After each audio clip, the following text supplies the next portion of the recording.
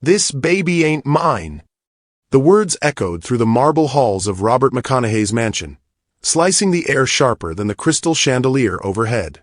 His voice carried the weight of power, of entitlement, a billionaire dismissing a truth he refused to see. Taraji Jordan, still in her faded blue cleaner's uniform, held her newborn close. Her arms trembled, but her gaze did not falter. She shielded the baby with her body as though she were bracing against a storm only she could withstand. Robert stepped closer, his tailored suit whispering authority, his face twisted with rage. "You think you can trap me with this? A maid. A nobody. Pathetic." His words spilled like poison, meant to strip her down in front of the staff who lingered at the edges, too afraid to intervene. The baby stirred. His tiny hand stretched outward, brushing Robert's finger. The infant's fist curled around him, and the truth revealed itself. A dark, crescent-shaped birthmark, etched into the baby's skin like a signature no one could counterfeit. Robert froze. His jaw locked, his pulse quickened. It was the same mark that lived faintly on his own wrist, the same one his father had shown him as a boy, the same one carried by every McConaughey man before him. For a single heartbeat, his fortress of denial cracked. But pride rebuilt the wall as quickly as it fell. He yanked his hand away. "Coincidence. Nothing more. Don't think you'll trick me with that." Taraji pressed her lips together, a quiet strength flickering in her eyes.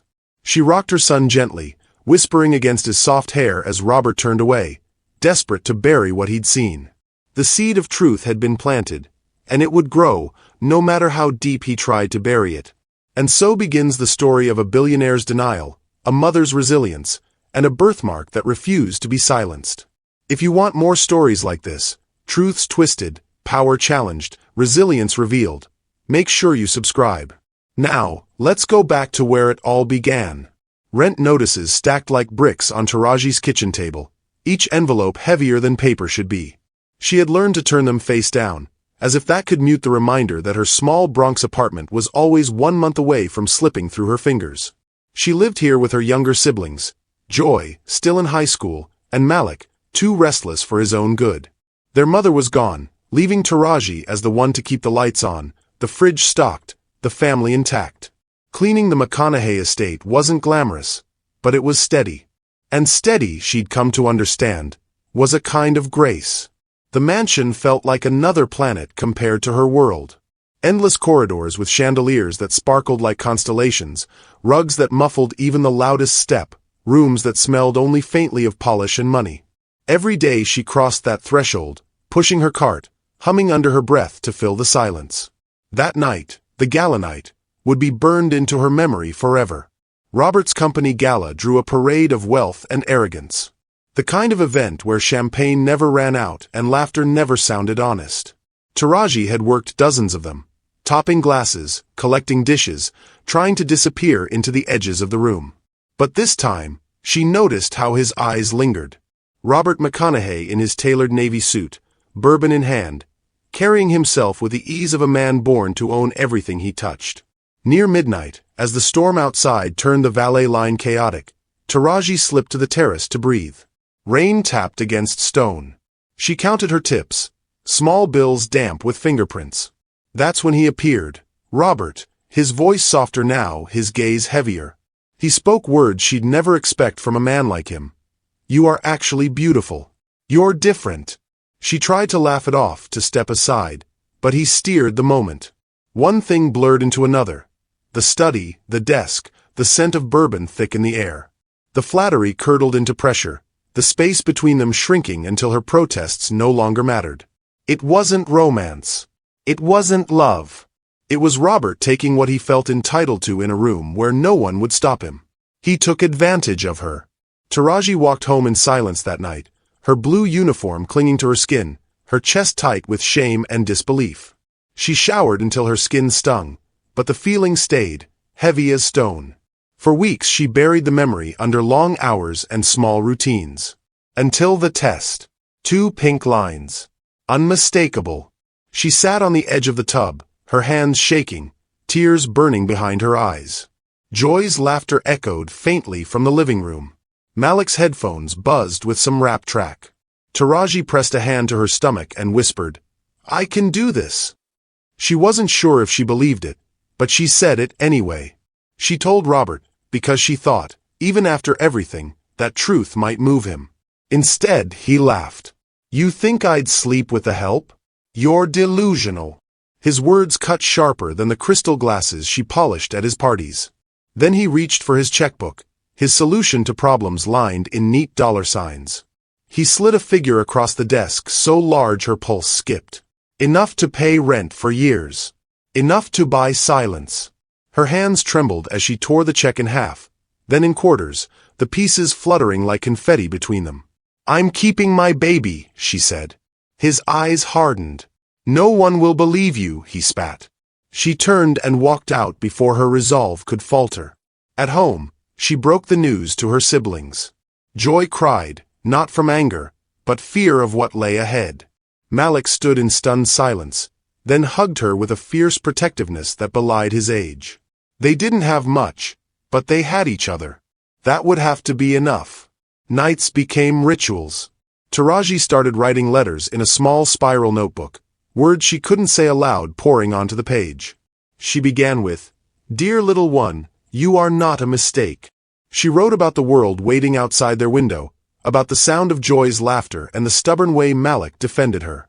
She wrote about strength, about survival, about dignity that no money could buy. The letters were her shield against despair, a record of truth she swore her child would one day read. At work, whispers followed her. Supervisors trimmed her hours. Neighbors cast sideways glances, muttering about trapping the rich man. Shame nipped at her heels, but resolve grew stronger with each word she wrote in that notebook. She would not let her child's story be written by anyone else. On the final page of her first journal, she signed a vow. I will document everything. I will keep the truth where no one can erase it. I will put it in your hands one day, so you'll know exactly who you are. And with that promise, she began another notebook. Another letter. Another act of defiance written in ink. The storm had not yet broken, but Taraji could already feel the winds shifting.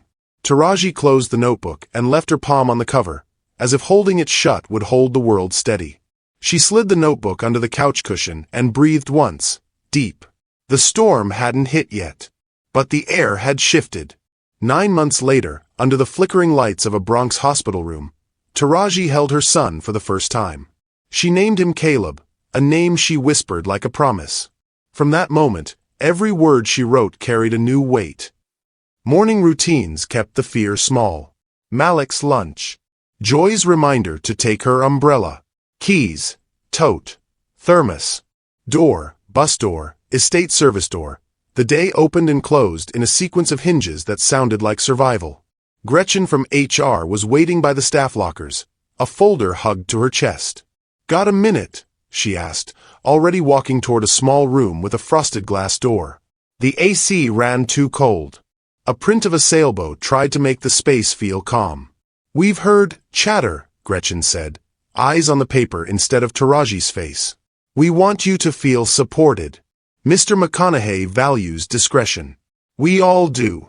She softened her tone.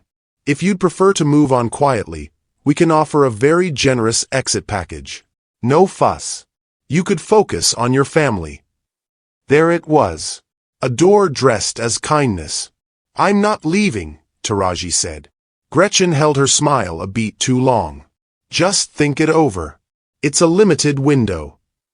I've thought it over, Taraji said, standing.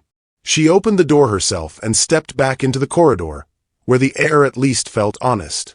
By noon, a courier in a gray suit found her in the guest wing. Are you Ms. Jordan? He handed her a sealed envelope. She waited until she was alone in the linen closet to open it. A check. $100,000. The zeros stared up like teeth. Beneath it, a typed line. For your transition. Discretion appreciated. No signature. She let herself imagine it for 5 seconds. Rent paid in advance, Joy's braces, a new mattress for Malik, a couch that didn't fold into her ribs. 5 seconds only. Then she tucked the check back into the envelope, walked to the service gate, and handed it to the courier. You forgot to sign this, she said. His eyes twitched. He took the envelope like it burned and left without meeting her gaze. At the diner on 149th, the world felt normal. Coffee refills, eggs on the flat top, Manny singing off-key near the pass. The bell over the door chimed every time someone brought the city inside on their coat. Taraji kept moving. Normal was medicine. A woman at the counter asked, "Y'all see this?" and held her phone at an angle meant for strangers. That billionaire story. A maid trying to trap him. Messy. The word, maid, sat in Taraji's throat like a stone. Later, behind the soda machine, she checked her phone with shaking fingers. A grainy photo on a small gossip account. Her blue uniform, the baby carrier, the bodega sign missing 2 letters. Caption: Staffer makes wild claims. Thoughts. The comments split fast. Taraji locked the screen. That night she wrote, "Dear little one, today I said no to money that could have bought quiet. Quiet isn't peace. I want you to know the difference." She told the page about the frosted door, the unsigned check, the way you have to choose which doors you close and which one you keep open for the truth. She tucked the notebook back under the cushion and slept with her hand pressed there, as if to keep it from being taken. A week later, the second envelope arrived by certified mail. $500,000. $500,000 to erase a child. She carried it to the diner and laid it on the stainless prep table. Manny peered over, steam fogging his glasses. "That an inheritance?"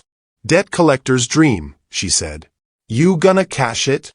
She tore the check into strips, then squares, then dust. "I'm going to remember who I am." Manny let out a low whistle. "Girl, I hope your spine don't snap."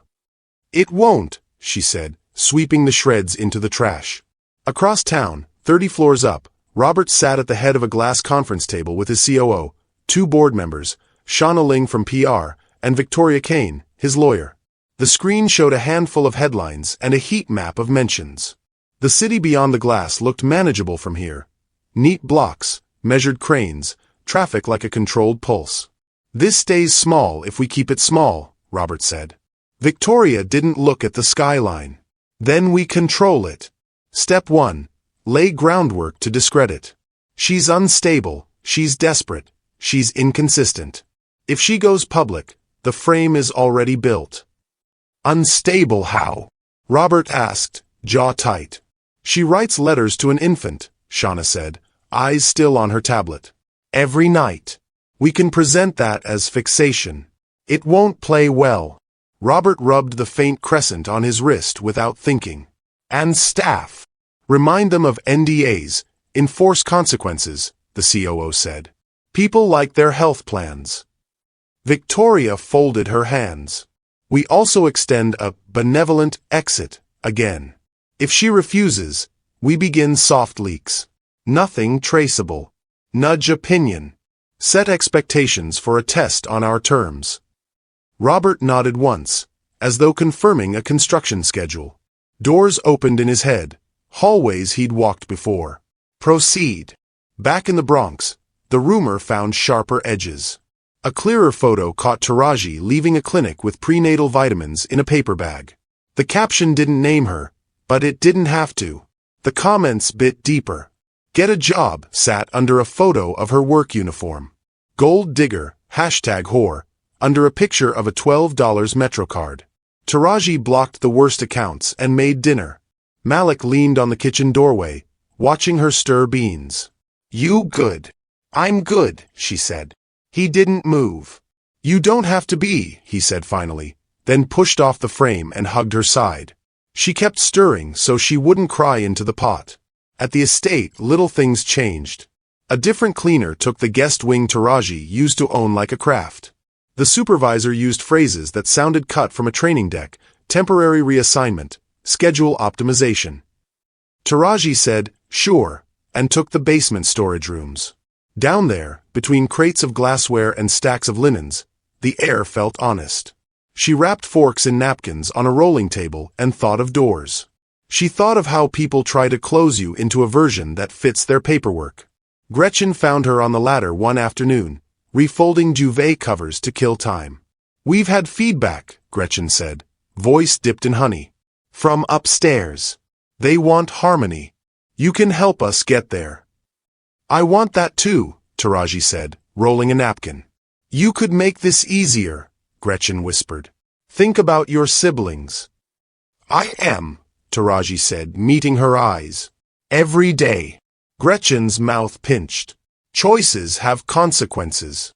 Truth does too, Taraji said, placing the wrapped forks in a bin. She climbed down, wheeled the cart past Gretchen, and let the door sigh shut behind her. The gossip account doubled its followers in a week. A bigger page picked it up. Someone posted a side-by-side of Robert's face and a cropped shot of a baby hand with a blurred mark. The caption screamed for engagement. Taraji didn't open it. She felt the heat anyway. That night she didn't hide the notebook. She left it on the coffee table like a flag. Dear little one. They're throwing money at the part of me they think is hungry. They don't understand the part that isn't for sale. Across town, a smaller meeting in Robert's office ran later than it should have. Just Robert, Victoria, and Shauna. The city was a reflection on the window now, the room's lights turning glass into a mirror. Shauna slid a memo across the desk. Timeline. Messaging. Contingencies. Victoria tapped a pen. Authorize the clean narrative. We seed doubts about her stability. We squeeze staff. We position you above the noise. Philanthropy, performance, discipline. If she pushes, we push harder. We don't blink. Robert stared at his reflection long enough to see the outline of a man who never had to explain himself. He thought of a small hand grabbing his finger under a chandelier, a crescent glowing in crystal light.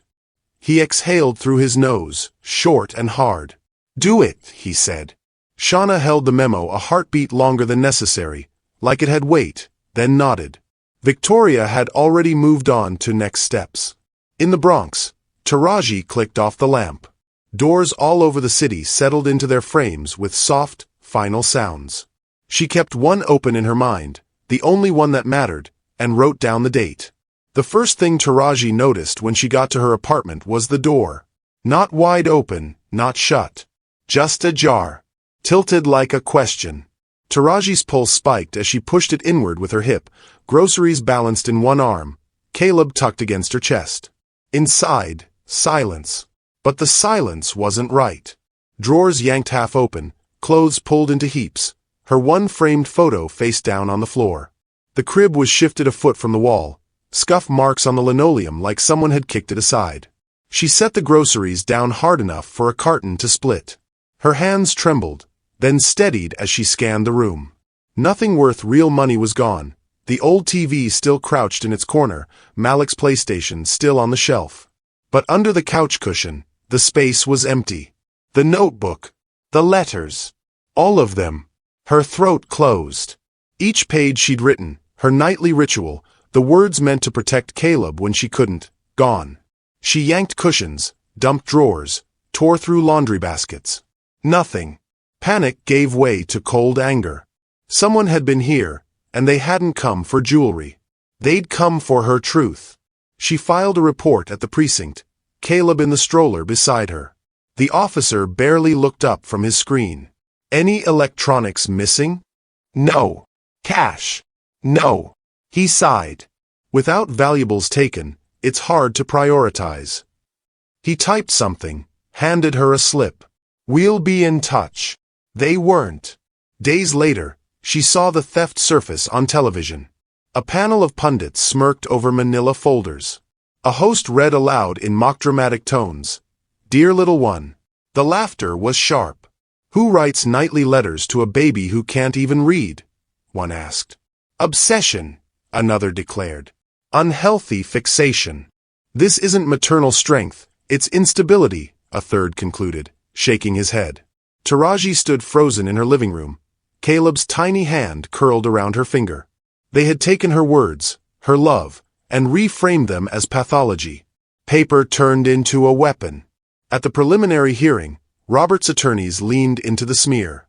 She constructed a fantasy life, Victoria Kane said crisply. These letters prove fixation, not truth. They reveal a pattern of manipulation, not stability. A woman obsessed with inventing connections. The words fell like knives in a courtroom where she couldn't bleed out loud. Taraji lowered her gaze, not from shame but to shield her fire. Each letter had been written by a woman fighting to keep her dignity, not lose it. She thought of the nights at the diner, her hand cramping after shifts, still pushing pen across paper. She thought of the promise she'd signed on the last page of the first notebook. I will put it in your hands one day. When the cameras cornered her outside, microphones thrust forward, she finally spoke. Yes, I wrote those letters. Every single one. They're for my son. They're his record of love, not a stunt. You can twist them however you want, but the truth is in the ink. And one day, he'll read them. The humiliation was sharp, but sharper still was her resolve. If they thought stolen paper could erase her, they hadn't read her properly. That night she began again, writing in a new notebook at the kitchen table. Caleb slept in the crib that had been shoved and scuffed but not broken. Dear little one, they tried to take my words away from you. But you can't steal a mother's voice. It will always find its way back. She closed the cover with steady hands. The next morning, the tide shifted. A new photo trended online. Caleb in his stroller, reaching for her necklace. The camera had caught it clearly. His tiny hand, palm open, the crescent-shaped birthmark carved into his skin like proof no narrative could spin away. This time the internet didn't sneer. It gasped. It questioned. And slowly, it began to turn. The photo did what her words could not. It crossed screens, slipped past spin, and landed in millions of palms at once. Caleb's hand, open, unafraid, the crescent birthmark clear as a bell. The internet inhaled. It held that breath. By noon, reporters waited outside Taraji's building. Some shouted questions, some only watched, uncertain now where the truth lived. She kept her head down and moved like a metronome. Stroller, elevator, front door. Breathe in, breathe out. Don't let their air become yours. Across the city, Robert stared at the same image on a polished conference table, the city inverted in the glass. The room was quiet enough to hear ice settle in a glass someone wasn't drinking. He pressed his thumb against the faint curve on his wrist. The mark felt like a key he'd lost and kept pretending he didn't need. End this, he said finally, voice soft, shape hard. Schedule the DNA test. Today. I'm done with the circus. Victoria didn't blink. We'll control the clinic, chain of custody, messaging. Just book it, he said, already on his feet. When he left, the door sighed as if grateful. The clinic had no scent. White walls, practical chairs, a clock that sounded steady no matter whose heart refused to match it. Taraji filled out forms with Caleb asleep against her chest. Her hand wrote calmly. Her lungs obeyed the rhythm she set for them. Robert arrived 10 minutes late and a lifetime behind. He wore a charcoal suit too formal for a Tuesday, as if armor could be tailored. He nodded once, not at Taraji, but near her, like acknowledging a weather system. Then he sat on the opposite side of the room and opened a file he didn't read. A nurse called his name. Another called hers. They stood, and for the first time since the chandelier, they moved in the same direction. Inside the small room, the nurse explained what they already knew. Buccal swabs, clean chain, signatures. The words were an instruction manual for truth. Taraji nodded. Robert cleared his throat. Caleb blinked, as if this, too, was just another bright wall he would learn to understand. Taraji went first. Cotton brushed her cheek. She didn't flinch. When the nurse reached for Caleb, Taraji exchanged the smallest smile. He won't fuss, she said, and he didn't. His mouth opened like a yawn. Breath out, breath in. The nurse turned to Robert. He angled his face, obedient for once. The swab touched his mouth. His eyes, those steady calculating eyes, broke rank and slid to the stroller. He couldn't help it. The baby's hand had slipped free of the blanket, palm up, the crescent winking like a moon in daytime. He looked away fast, as if eye contact with fate might count as consent. Results in 48 hours, the nurse said, labeling tubes, sealing envelopes. You'll both be notified. Taraji thanked her. Robert signed. Pens clicked. Doors opened and closed. They They stepped back into the hall and found themselves sharing the clinic's thin air again. "I never wanted this public," Robert said to the floor. "That makes two of us," Taraji answered. She adjusted the stroller's strap. "But here we are." He nodded, unable to argue with gravity. At the elevator, Taraji hit the button and felt her chest lift and fall as if someone else had decided the tempo. She pressed her fingers to the stroller handle and counted to 4, then to 6. When the doors parted, she rolled forward without looking back. Night came with the weight of waiting. In the Bronx, Taraji washed bottles and drafted a letter she didn't sign. Joy poked her head out of the bedroom. "You want tea?" "If I drink any more, I'll float," Taraji said, smiling. Joy poured anyway, set the mug down, kissed Caleb's hair. Inside the mug, steam rose and fell in tiny gusts, like a chest. Across town, Robert stood at his penthouse window with a drink he didn't lift. The city breathed beneath him, taxis lining up at lights, pedestrians crossing in swells, buildings blinking awake and asleep in code. He touched his wrist again, then put his hand down as if disciplining it. Memory arrived uninvited. He was 8, in his father's office, a room lined with books that smelled like old decisions. His father had shown him the mark. Men in the family carried it, he said, as if it were a baton in a race that never ended. "Legacy matters," his father told him, voice stern but proud. "Our name isn't just a name. It's a ledger. You add to it, or you draw it down. Be a deposit, Robert." He'd spent years making deposits that had nothing to do with love. Buildings, mergers, donors, dinners. All those staircases climbed 2 at a time. And now a crescent moon on a newborn's hand threatened to audit him. He set the untouched drink on the counter. For the first time in months, he wanted his breath without help. He walked to the sink, turned on the tap, and let the water run until it was ice cold. He rinsed the glass and left it upside down. In the silence, he could hear his own lungs, waiting 8 hours in clean bites. Taraji cleaned the stove, refolded clothes, answered a caseworker's voicemail, texted Joy about a bus pass, and rocked Caleb through a hiccuping dream. When fear rose, she pictured the photo, the open hand, the mark, and the fear sat down again like a child asked politely. At noon the next day, she bought stamps. At 2, she sent a resume to a cleaning service in Queens, not to leave, but to widen the map. At 4, she sat on the stoop with Malik and watched kids draw chalk galaxies on the sidewalk. He nudged her knee with his sneaker. "You breathing?" "I am," she said. "Good," he said, pretending not to watch her watch the street. Robert worked late, not because the work required it, but because the night gave him fewer places to hide. He reviewed a prospectus he'd already approved. He signed checks he wouldn't remember. He wrote an email to Victoria and deleted it. He opened his father's old watch and wound it, as if mechanics could keep time honest. When the condo was finally quiet, he sat at the piano he rarely touched. His teacher years ago had told him to count between phrases, to let silence carry the music forward. In, out. He placed his hands on the keys and didn't play. On the second morning, the clinic called to confirm their contact numbers. Taraji made oatmeal, ate 3 bites, and left the bowl for later. Joy texted from school. "You got this." Manny sent a photo of the diner's soup like a joke. Taraji smiled and felt the smile hold. She kissed Caleb's temple and whispered, "In, out." Robert read his calendar twice and found nothing he wanted more than the result that wasn't on it. He told his driver to circle the block. He told his assistant to cancel a lunch. He told himself nothing he believed.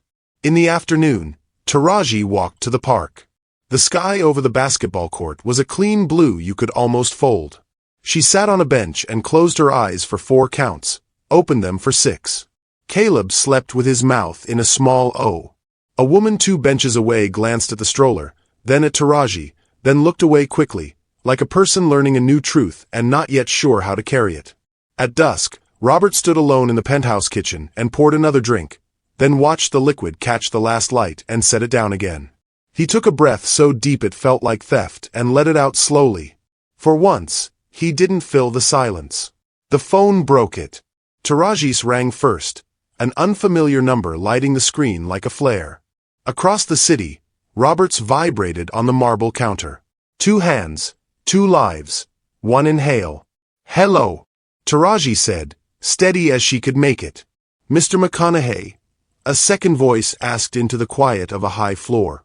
This is the lab, both callers began. Your results are ready. The attorney's office was quiet except for the hum of the air vent.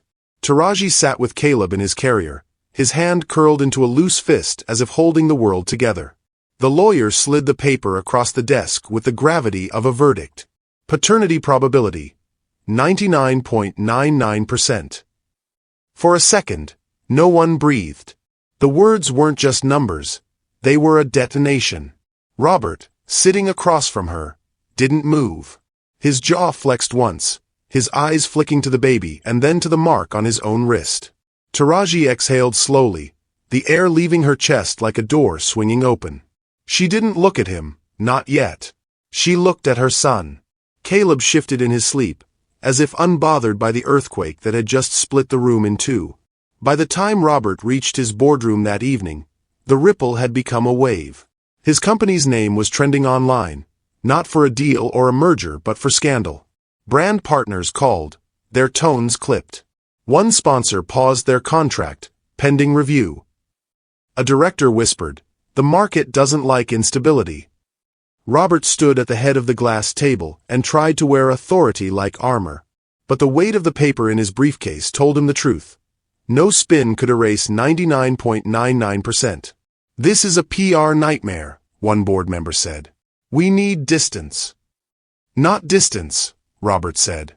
His voice was lower than usual, stripped of performance. We need to handle this directly. Heads turned. Shauna Ling, his PR head, narrowed her eyes. Handle how? He didn't answer. Not yet. That night, Taraji sat at her kitchen table with the notebook open. Caleb slept nearby, his small breath steady. She wrote without stopping. Dear little one, they tried to erase us with silence. They tried to buy us with paper. Today the truth walked into the light. It was always yours. She paused, pen hovering. This time she didn't close the letter with her name. She let the words stand alone, as if the page itself carried her voice. When Robert finally called, it was past midnight. His voice was quieter than she remembered, stripped of courtroom venom. I want to see him, he said. Taraji didn't flinch. You saw him already. Not like that, Robert said. Not in hearings or under chandeliers. Privately. No cameras. Just me and... She cut him off. No secret visits. No hush deals. If you want to show up, you show up right. Out loud. Not behind a door. You're not leaving me many options. Robert said. You had options, she said. You spent them denying him. The line crackled. For once, Robert didn't argue. 2 days later, his lawyers reached out again, their voices polished as ever. Mr. McConaughey is prepared to offer a settlement. Substantial support. Structured to protect the child while also ensuring positive optics. Optics. That word sat like ash on Taraji's tongue. She shook her head. Tell him this isn't about optics. I'll take what belongs to Caleb, child support, legal acknowledgement. But not hush money. Not a spin strategy. The lawyer's expression hardened. That's limiting. Truth usually is, Taraji replied. She signed the paperwork that guaranteed only what her son needed. Nothing more, nothing less. Robert sat alone in his penthouse that night, city lights reflecting off the glass like a constellation he couldn't name. His father's words echoed, legacy is a ledger. You add or you draw it down. For the first time, he wondered if legacy wasn't about skyscrapers or profits, but about what stared back at you from a stroller. When Victoria pressed him for strategy the next morning, he surprised her. I'll do a statement. She blinked. We can craft something careful, damage control, emphasis on philanthropy. No, he shook his head. Not spin. A statement. Public. Clear. The truth. You understand the risk? I understand the cost, he said, rubbing the mark on his wrist. It's mine to pay. That evening, outside her apartment, Taraji watched neighborhood kids skip rope under a flickering street lamp. She heard the laughter, the rhythm of their chants, the world moving on despite everything. She lifted Caleb from his stroller, pressing her lips to his hair. "You are not his scandal," she whispered. "You are my son.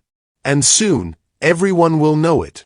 Inside his office, Robert rehearsed words he had never spoken before. Not as a tactic, not as a shield, but as a confession. For the first time, he wasn't thinking about investors, or headlines, or even his father's ledger.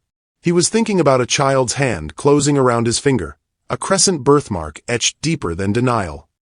He exhaled, long and slow, as if finally letting go of the breath he'd been holding for months. Tomorrow he would speak. Not to save his name, but to say the truth clearly. The cameras were already in place when Robert stepped onto the stage at McConaughey Tower. The polished glass backdrop gleamed behind him, a monument to power that suddenly felt less like a shield and more like a mirror. Reporters filled every row, flashes cutting through the air as microphones bristled toward him. He stood at the podium, not in one of his tailored silk ties, but in a simple gray suit. No bravado, no smirk.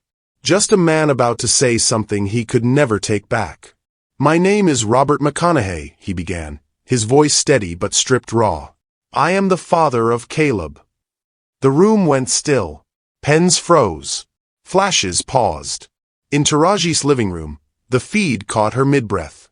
She sat with Caleb in her lap, rocking him gently, as though her steady rhythm could hold back the weight of history tilting. Robert cleared his throat and pushed forward. "For months, I allowed lies to do the talking for me. I allowed good people to be harassed, maligned, even broken into. I told myself it was protection. It was survival. But it was cowardice." The word landed with force. Cowardice. For a man who built an empire on control, it sounded like an admission carved from bone. He raised his eyes to the lights. The raid on Ms. Taraji Williams's apartment was wrong. The attempt to discredit her was wrong. The narrative pushed into headlines was wrong. I authorized, or looked away from, all of it. For that, I accept responsibility. In Taraji's apartment, Caleb reached for the screen. His little hand pressed against the glass, tiny fingers splayed, as if trying to touch the man speaking.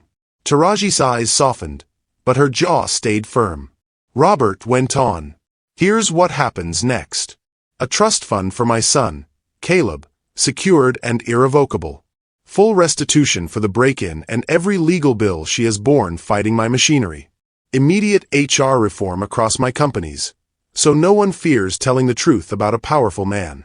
And finally, a $10 million donation to the Women's Legal Defense Fund. Not as penance, not as a headline, but as a beginning. A beginning of repair." The flashes erupted again, a storm of questions pushing at the edges. A voice rang out, "Mr. McConaughey, do you love your son?" The air held. He didn't flinch, didn't glance toward the lawyers waiting at the wings. He let the silence stretch until it belonged to him. "Yes," he said. "Yes, I do. And I'll spend the rest of my life proving it." Taraji closed her eyes when she heard it. Not because she believed him fully, not yet. But because the words finally sounded less like spin and more like truth trying to crawl into daylight. A short statement followed from her side, calm and clear, carried through the scrolling feeds and nightly news. "Truth is not a scandal. It's a responsibility." She left it at that, knowing brevity would echo louder than speeches. Back in her apartment, after Caleb was asleep, Taraji moved quietly. She pulled one envelope from the stack of letters, the one she had written in the hush of nights, ink steadying her when the world tried to silence her. This one was different. She slid it into a safe deposit envelope, sealed it, and wrote across the front in clean script. "For Caleb. On his 18th birthday." She placed it into her bag with care, like a final piece of armor set aside for the future. Not for Robert, not for the cameras, not even for herself. For her son. For the truth that endured. The press conference would be dissected, mocked, praised, and rehashed for weeks. But none of that mattered as much as the fact that Robert had spoken plainly and she had claimed her ground. Two lives, once bound by secrecy and denial, now tied by something stronger. Truth standing, fragile but undeniable, in the open air. The courtyard of the community center was nothing like the marble halls where the storm began. No chandeliers, no microphones, no eyes hungry for scandal. Just a circle of benches, a patch of grass, and late afternoon sunlight stretching long shadows across cracked pavement. Taraji sat with Caleb in his stroller, watching him kick his feet against the bar. The sound was ordinary, and ordinary had become her definition of peace. Across from her, Robert arrived on time. No entourage, no PR buffer. Just him. His lawyer had worked out the logistics with hers. Supervised visits, scheduled clearly, documented legally. Boundaries written in ink, not left to chance. Taraji had insisted on that. The first visits had been awkward, every movement observed, every word measured. But slowly, the awkwardness thinned. Caleb's giggles filled the space, sanding the sharp edges off adult silence. He reached for Robert's sleeve, his tie, the watch he never remembered to take off. In those moments, Robert learned that fatherhood wasn't a press release. It was Cheerios stuck to his suit jacket. It was a stroller that squeaked. It was being present, without script. Taraji let him learn, but she never stepped back. She was not handing over her child. She was sharing responsibility on her terms. She watched carefully, her guard never fully down, but she also let the small mercies of ordinary time settle in her bones. One morning, weeks later, she found a thick envelope in her mailbox. No return address, no note. Inside, scanned copies of her letters. All of them. Typed, page after page. Her handwriting preserved in digital ghost. The originals, the journals stolen from her apartment, were still gone. That wound remained open, a scar that no apology could close. She sat at her kitchen table with the envelope spread before her. At first, her throat tightened, rage pressing up like smoke. But then Caleb giggled from the floor, banging a toy against the tiles. She looked at him, then back at the papers. They were copies, yes. But her words lived on. They hadn't been erased. And she realized she didn't need the originals to keep her promise. She would not let absence define them. The copies went into a binder. She slid it onto a shelf above the table where she kept her bills and notebooks. Not hidden, not sacred, just present, like the truth had always been. Later that week, at the courtyard again, the three of them sat together. Taraji pushed the stroller slowly, Robert walking on the other side. No paparazzi lurked. No board members hovered. Just a mother, a father, and a child finding rhythm. Caleb stirred, his hand pushing against the bar of the stroller. Taraji leaned down, Robert instinctively reaching too. The baby's tiny fist wrapped around both their fingers at once.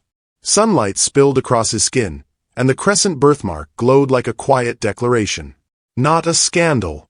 Not a trophy. Just a truth neither of them could deny. Taraji felt the weight of the months behind her, the scars that would never vanish. But she also felt something new, a beginning that didn't erase pain but refused to be ruled by it. She tightened her grip on Caleb's hand and let the moment hold. If stories like this moved you, truth tested, resilience unbroken, and new beginnings carved from pain, make sure to subscribe. There are more stories ahead, and you won't want to miss them.